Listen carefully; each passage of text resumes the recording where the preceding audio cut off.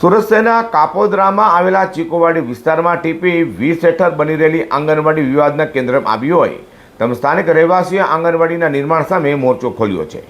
બાળકોની સુરક્ષા, ટ્રાફિકની સમસ્યા અને સ્થળની યોગ્યતા જેવા ગંભીર મુદ્દાઓ ઉઠાવી સુરત મહાનગરપાલિકાને લેખિત રજૂઆતો કરવામાં આવી છે। સુરતના કાપોદ્રામાં ચીકોવાડી વિસ્તારમાં ટીપી 20 હેઠળ નિર્માણાધીન આંગણવાડી સામે સ્થાનિક રહેવાસીઓમાં ભારે રોષ જોવા મળી રહ્યો છે।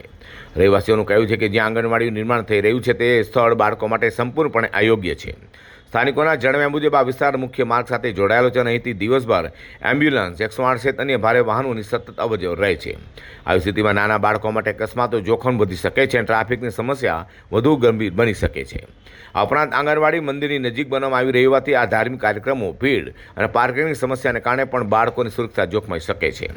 રહેવાસીઓનું કહેવું છે કે જાહેર હિતને ધ્યાનમાં રાખીને આંગણવાડી માટે અન્ય યોગ્ય સ્થળ પસંદ કરવું જોઈએ। સ્થાનિકોએ સુરત મહાનગરપાલિકાને લેખિત રજૂઆત કરી નિર્માણ કાર્ય તાત્કાલિક સ્થગિત કરવાની માંગ કરી હતી। તેઓનો આક્ષેપ છે કે અગાઉ પણ અનેક વખત લેખિત તેમજ મૌખિક રજૂઆતો કરાઈ હતી, પરંતુ અધિકારીઓ દ્વારા કોઈ યોગ્ય કાર્યવાહી કરાઈ નથી। ઉલટું થોડા સમય માટે કામ બંધ રાખ્યા બાદ ફરીથી નિર્માણ શરૂ કરી દેવાયું છે।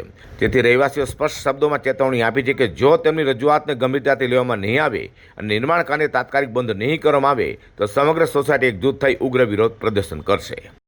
ટીપી 20 જે સીએનજી પંપથી અંદર એન્ટર થતા ડાયમંડ હોસ્પિટલના રોડ માર્ગમાં જે ટીપી 20 ઉપર 3 માર્ગીયનો સંગમ થાય છે તેના પોઈન્ટ ઉપર આંગણવાડીનું જે બાંધકામ ચાલુ છે, અગાઉ 4/6/2024ના રોજ આ કામ અટકાવેલ અને ત્યારે અમે લેખિત અને મૌખિક કમિશનરશ્રી, મેયરશ્રી બધાને અને કોર્પોરેટરો અને અમારા ધારાસભ્યને રજૂઆત કરતા આ કામ અટકાવેલ હતું, પરંતુ આજે ફરી વખત ચાલુ કરવામાં આવેલું છે તેનો સખત વિરોધ કરીએ છીએ। કેમ કે આ જગ્યા જે છે તે આમ પબ્લિકના બાળકો માટે બિલકુલ સુરક્ષિત નથી અને અહીંયા આંગણવાડીની કોઈ જરૂરિયાત ન હોય, સરકારશ્રીના પૈસાનો દુરુપયોગ થાય એવું લાગે છે અને સરકારશ્રીને કાયમ માટે મેન્ટેનન્સ ચાલુ થાય એવું લાગે છે અને અહીંના રહીશોને ન્યુસન્સ ઊભું થાય એવું થાય છે અને જેથી કરીને અમારી રજૂઆત સાંભળીને આ કાર્યને બંધ રખાવે, નહીં તો અમારે ઉગ્ર આંદોલન કરવું પડશે।